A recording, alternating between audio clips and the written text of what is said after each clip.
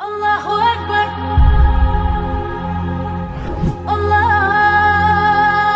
Akbar.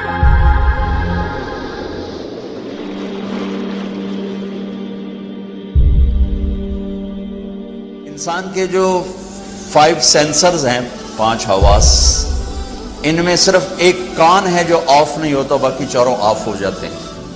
اب میری آنکھ آف ہو گئی، ٹھیک، میں سویا تو میرے چھونے کی طاقت بھی آف ہو گئی، اور میرے بولنے کی طاقت بھی آف ہو گئی، میرے چکھنے کی طاقت بھی آف ہو گئی، اور میرے دیکھنے کی طاقت بھی آف ہو گئی۔ لیکن ایک معمولی سی آواز پر میں اٹھ کے بیٹھ جاتا ہوں، یہ شور کیسا ہے؟ کان بند نہیں ہوتے، کان کا فنکشن چلتا رہتا ہے۔ اور آج کی ریسرچ کیا ہے کہ بچے کے ماں کے پیٹ میں کان کام کرتے ہیں، باقی 4 حواس کام نہیں کرتے، کانوں سے سنتا ہے، باقی کام نہیں کرتے۔ اور موت پر جا کر بھی یہ ختم نہیں ہوتے۔ میرے نبی نے فرمایا کہ جب میت کو تم دفن کر کے واپس جاتے ہو تو تمہارے واپس جانے کے قدموں کی آہٹ وہ سن رہا ہوتا ہے۔ ترکی میں اصحاب کہف، توس ایک جگہ ہے، توس، ترسوس، وہاں ترکی میں، توس ایران میں ہے۔ پچھلے سال ہماری جماعت گئی تو ہمارا وہاں سے گزر ہوا تو میں نے کہا اصحاب کہف لے چلو، وہاں گئے تو وہاں ہم اندر اترے، دیکھا تو مجھے یہ قرآن کیا فَضَرَبْنَا عَلَىٰ آذَانِهِمْ فِي الْكَهْفِ سِنِينَ عَدَدًا۔ اللہ تعالیٰ نے 300 سال ان کو غار میں سلایا۔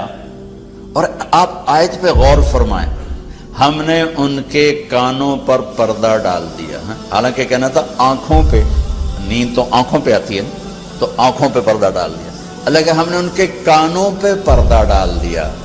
کہ قربان جو اللہ تو اللہ ہی ہے، تو سبحان اللہ، اللہ نے کہا ہم نے ان کے کانوں پہ پردہ ڈال دیا تاکہ کسی آواز سے وہ بیدار نہ ہوں، اور ان کو 300 سال سلایا۔ 300 سال کوئی سو سکتا؟ اٹھ کے بیٹھ جاتا ہے آدمی، اور 300 سال سوئے رہے، نہ بھوک نہ پیاس، نہ کوئی جانور، نہ کوئی سامنا بچھو۔